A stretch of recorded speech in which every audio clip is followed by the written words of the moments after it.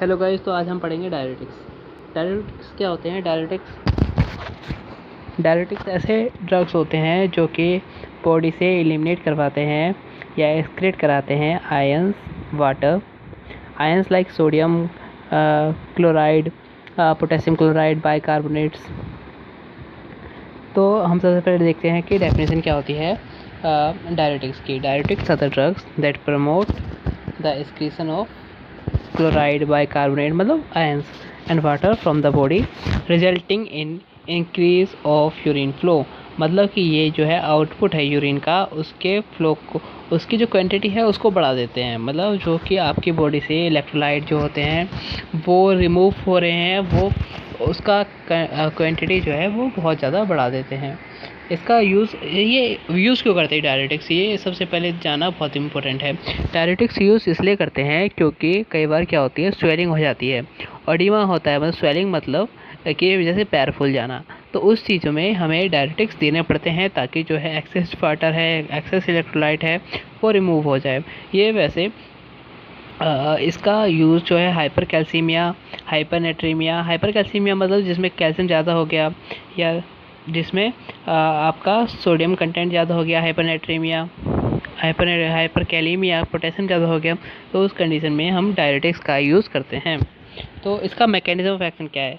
Mechanism of action है इसका, the act by decreasing tubular reabsorption. Nephron में जो पीसीटी होता है, proximal convoluted tubules, and DCT, distal convoluted tubules, उसमें क्या होता है, एक प्रोसेस होता है जो कि एक्टिव ट्रांसपोर्ट होता है इलेक्ट्रोलाइट का फ्रॉम ट्यूबुलर यूरिन। मतलब कि जो आपका नेफ्रॉन है, नेफ्रॉन से रीनल ट्यूब्यूल्स में, रीनल ट्यूब्यूल्स के यहाँ पे ट्यूबुलर सेल्स कहा गया है, और वहाँ पे एब्जॉर्प्शन होता है। लेकिन ये उस प्रोसेस को प्रिवेंट करता है, लिखा है ना, that bye decreasing tubular reabsorption के प्रोसेस को डिक्रीज करना या उसको पूरी तरह से क्योंकि कोई ड्रग प्रिवेंट करेगा तो आपकी बॉडी में कोई भी इलेक्ट्रोलाइट नहीं रह जाएगा, इसलिए पूरी तरह से प्रिवेंट नहीं लिखा है, यहाँ पे लिखा है डिक्रीज करता है ट्यूबुलर रीअब्जॉर्प्शन को। उसके बाद यूजेस देखिए, यूजेस वो लिखा है, used for edema relief in edema. Second use लिखा है, used as adjuvant in management of hypertension. मतलब कई बार क्या होता है कि ब्लड प्रेशर इतना ज़्यादा हो जाता है कि इंसान को हाइपरटेंशन हो जाता है, 140/100 हो जाता है, जबकि 120/80 होना चाहिए ब्लड बीपी। तो उस केस में हाइपरटेंशन हो जाता है, तो हाइपरटेंशन को ट्रीट करने के लिए ही भी हमें डायरेटिक्स देने पड़ते हैं। और हार्ट फेलियर हाइपरटेंशन की वजह से ही आगे जाके इसके जो है साइड इफ़ेक्ट लिखे हुए हैं कि आगे जाके अगर किसी को हाइपरटेंशन है तो हार्ट फेलियर भी होगा, ग्लूकोमा, डायबिटीज इंसिपिडस, ये सब जो हैं फैक्टर्स मिलके किसी इंसान को हार्ट अटैक दे सकते हैं। तो उस केस में भी हमें डायरेटिक्स यूज़ करना पड़ता है, हाइपरटेंशन के केस में mainly. They are used in certain overdose poisoning का मतलब है कि कई बार जो होते हैं छोटे छोटे बच्चे वो कोई ऐसा केमिकल या ऐसा कंपाउंड इनटेक कर लेते हैं जो कि हार्मफुल होता है, जिसमें कि पॉइज़न होता है। तो उस केस में हम या तो उन्हें एमिटिक्स मतलब होते हैं वो ड्रग जो कि उन्हें वॉमिटिंग करवा दें, या उन्हें हम डायरेटिक्स वो ड्रग होते हैं जो कि आपका एलिमिनेट करवा दें उस टॉक्सिक को फ्रॉम यूरिन। तो या तो वॉमिटिंग से निकल जाएगा वो टॉक्सिक, या निकल जाएगा वो यूरिन से। तो इस ओवरडोज पॉइजनिंग में भी हम डायरेटिक्स का यूज़ करते हैं।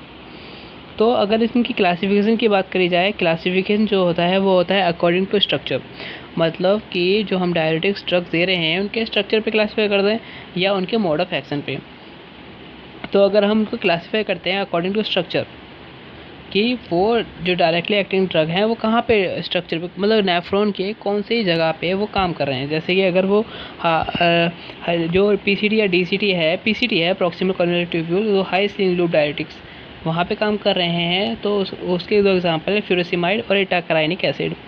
जैसे थायजाइड डायरेटिक्स के एग्जांपल है हाइड्रोक्लोरोथायजाइड, क्लोरोथायजाइड। ये फ्यूरोसिमाइड और हाइड्रोक्लोरोथायजाइड बहुत इंपॉर्टेंट है। फ्यूरोसिमाइड को लेक्सिक्स के नाम से जो टैबलेट आती है लेक्सिक्स के नाम से आती है, जो कि बहुत ही ज़्यादा लोग लेते हैं, जिससे कि जो मोस्टली लेते हैं एडिमा के केस में। एडिमा और क्या होता है कि कई बार लेडीज़ में आपने देखा होगा कि पैर फूल जाते हैं, सूजन आती है, तो उस केस में भी डॉक्टर रिकमेंड कर देते हैं डायरेटिक्स। उसके बाद पोटेशियम स्पेयरिंग डायरेटिक्स है जिसमें एल्डोस्टेरोन के एंटागोनिस्ट है। एल्डोस्टेरोन जो होते हैं वो पोटेशियम को इनटेक करवाते हैं, रीअब्जॉर्प्शन करवाते हैं, तो यहाँ पे लिखा है एल्डोस्टेरोन एंटागोनिस्ट। आपको डायरेटिक्स के बारे में यहाँ पे जितनी भी इन्फॉर्मेशन मिल रही है वो सारी की सारी ऑथेंटिक है और रिलायबल है। उसके बाद एक कैल्शियम स्पेयरिंग डायरेटिक्स जिसमें thyroid and port sparing diuretics है। जो लो सीलिंग डायरेटिक्स मतलब लो सीलिंग डायरेटिक्स का मतलब होता है DCT टेक्सटाइल कन्वर्टिबल जहाँ थायराइड डायरेटिक्स इसका एग्जांपल है। इनडायरेक्टली एक्टिंग एजेंट्स क्या होते हैं? ऑस्मोटिक डायरेटिक्स होते हैं। ये क्या करते हैं? ये उसका जो रिमूव होने वाला है इलेक्ट्रोलाइट या वाटर का कंटेंट बढ़ा देते हैं। उसके बाद है कार्बोनिक एनहाइड्रेट्स इनहिबिटर्स, ये भी डायरेटिक्स का काम करता है। उसका मोड ऑफ एक्शन में हमें देखना है कि ये जो डायरेटिक्स हैं मोड ऑफ इनका एक्शन क्या है। ये है जैसे कि इनहिबिट करते हैं वैसोप्रेसिन एक्शन, तो उनके एग्जांपल दे रखे हैं calcium chloride and ammonium chloride. उसके इनहिबिट करते हैं हाइड्रोजन प्रोटोन सिक्रेशन को कम करते हैं, जिससे कि जो पोटेशियम और सोडियम है उनका एब्जॉर्प्शन कम होता है। उसी तरह से inhibition of sodium potassium chlorides importer से यहाँ पे ना जो PCT और DCT में होता है क्या होता है, और कलेक्टिंग डक्ट में भी थोड़ा सा वहाँ पे इम्पोर्टर लगे होते हैं जो कि सोडियम देते हैं पोटेशियम लेते हैं। ऐसा जो है ऑस्मोलैरिटी के हिसाब से 300 और 600 जैसे जैसे नीचे जाता है कॉर्टिकल नेफ्रॉन में, उसी तरह से ऑस्मोलैरिटी बढ़ती जाती है, तो वहाँ पे ये इम्पोर्टर लगे होते हैं। Promotion of osmotic diuretic inhibition sodium potassium exchanger, ये सारे वहीं पे काम करते हैं। उसके बाद हमारे पास है ये है नेफ्रॉन का स्ट्रक्चर। ऊपर देखेंगे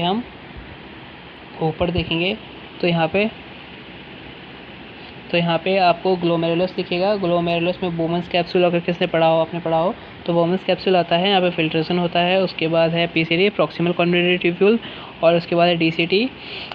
PCT से नीचे देखेंगे तो यहाँ पे लिखा है सोडियम, वहाँ पे है ये है डिसेंडिंग लिम्ब, और ये है डिसेंडिंग लूप ऑफ हेनले। उसके बाद जो है ट्रांसवर्स लूप ऑफ हेनले और असेंडिंग लूप ऑफ हेनले, जहाँ पे कि सोडियम पोटेशियम और क्लोराइड बने हुए हैं। उसके बाद DCT है।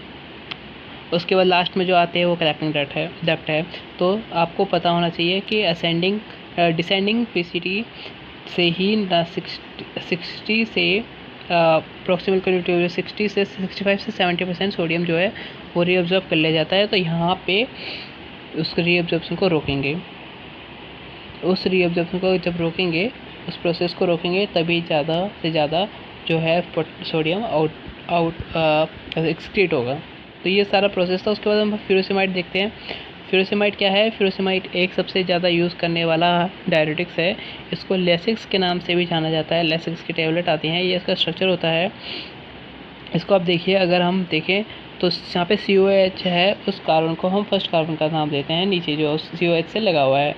फिर दूसरा कार्बन जो है इधर साइड में है, तीसरा कार्बन ये रहा, और फोर्थ कार्बन पे क्लोरीन है, तो 4 क्लोरो।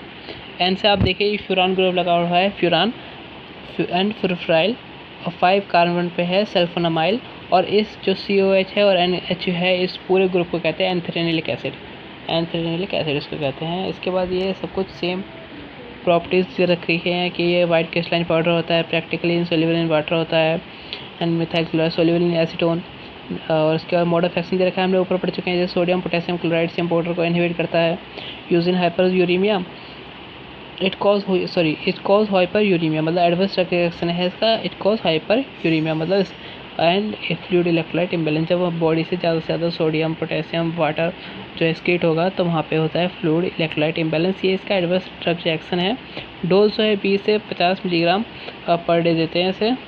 उसके बाद इसमें यूज़ लिखे हैं cardiac edema, mild to moderate BP, hypercalcemia. ये जो है अगर आप फार्मेसी के कोर्स में हो तो डायरेटिक्स में फ्यूरोसेमाइड तो बहुत ही ज़्यादा यूज़ होता है। इसको लेसिक्स के नाम से यूज़ करते हैं, लेसिक्स इसका ब्रांड नेम होता है। क्लोरथाइजाइड सेम ही वही है, क्लोरथाइजाइड भी है, डायरेटिक्स की यूज़ होता है।